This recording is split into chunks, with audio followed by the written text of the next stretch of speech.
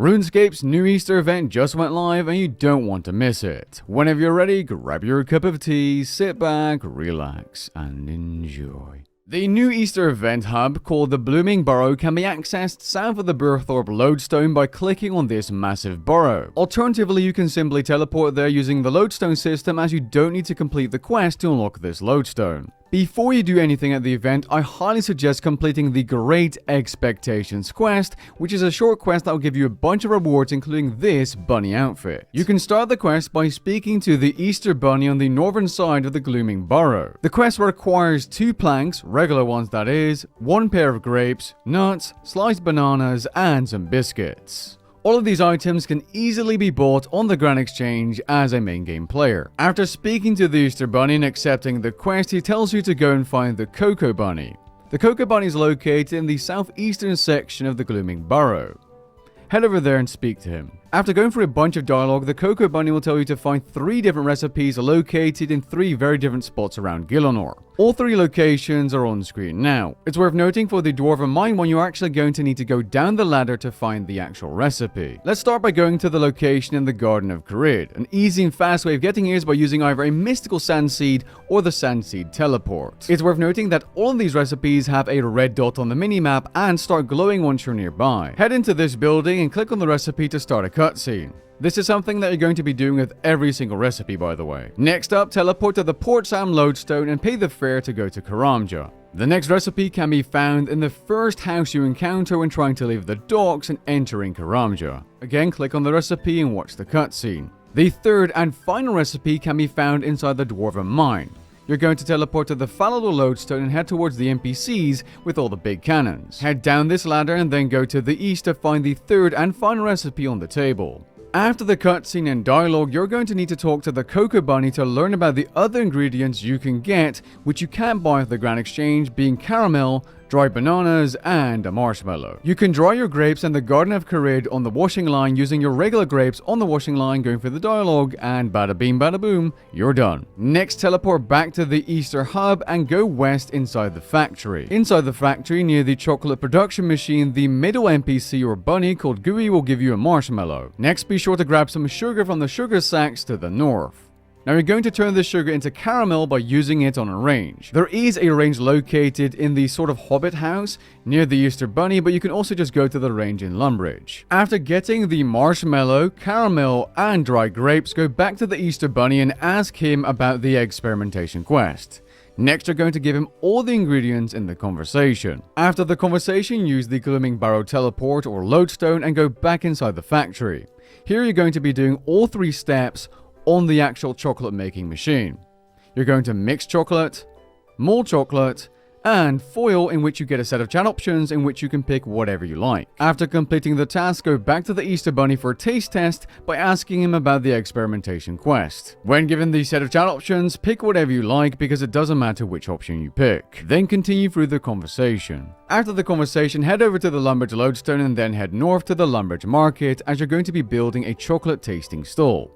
This is why you needed 2 regular planks. After constructing the stall, you'll get a cutscene in which multiple people will come up to you to taste test your chocolate. For the guy that doesn't like caramel, choose option 2 to give him the fruit and nut chocolate. For the guy that wants the chocolate to be a little less juicy, choose option 2 and give him less dry grapes in the chocolate. And finally, for the woman that likes bananas, choose option 1 and give her banoffee. Everyone else can just be spacebarred through. After the cutscene has finished, simply head back to the Easter Bunny and you will have completed the quest after speaking to him. Congratulations. Now let's cover the event's activities and their base token and XP rate without using boosting items. I suggest going to your inventory and going into your currencies pouch, then going to the seasonal section and favoriting spring tokens, as this is the main currency from the Easter event. Mining in the chocolate mines will give you a little bit shy of 30,000 XP per hour at 99 without using any boosts and AFKing the rocks, only clicking on the mining shaft every time your inventory is full and then back on the chocolate rock. This activity is fairly AFKable and around 540 spring tokens per hour. Next up, we have chocolate bunny hunting by looking around the burrows, which you can right click to check to figure out where exactly the active burrow is, which changes every few minutes.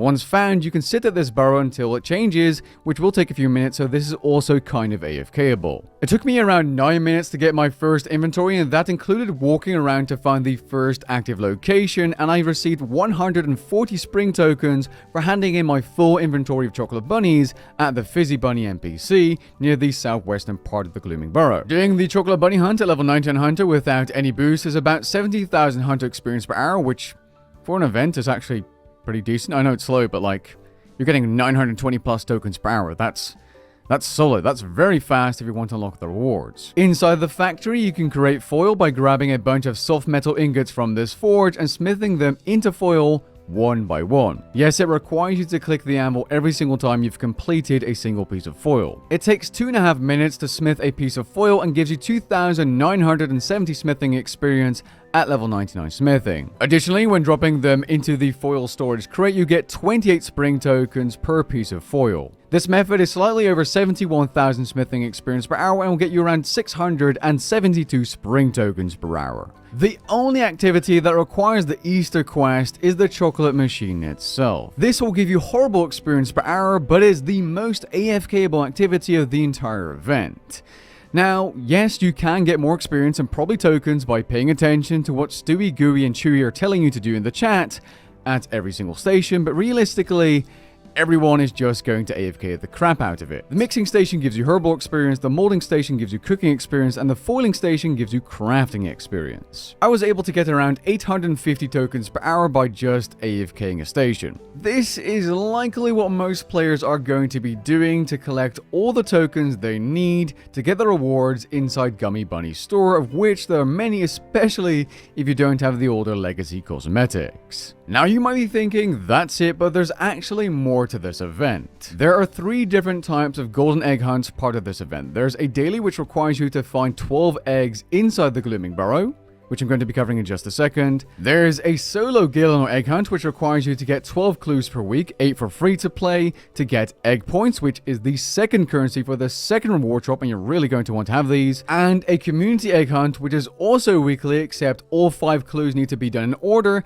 and the final clue requires people to work together per world, and starts on Sundays, the 2 coming Sundays at 8 PM game time. Personally, I'll be live streaming the first time this event comes around on YouTube, so the 24th, and there's a good chance I'll be joined by a creator or 2 as well. Now, before you get access to both the Gillinor Egg Hunt and the Community Egg Hunt, you need to have found at least all 12 eggs once, which is a daily you can keep doing to get a hard clue score reward casket. It's worth noting that you do not gain egg points from the daily hunt inside the Glooming Burrow, only from the community and Gilnor egg hunts. I'm fairly certain that the location for these golden eggs is going to change every single day, but here's a map showing where I found all 12 eggs today, so the 18th of March 2024. It's worth noting that these eggs have some really sneaky spots inside of cupboards, boxes, barrels, and even on trees, so keep an eye out and really pay attention to your environment. Best of luck guys, and enjoy the event. Don't forget to subscribe.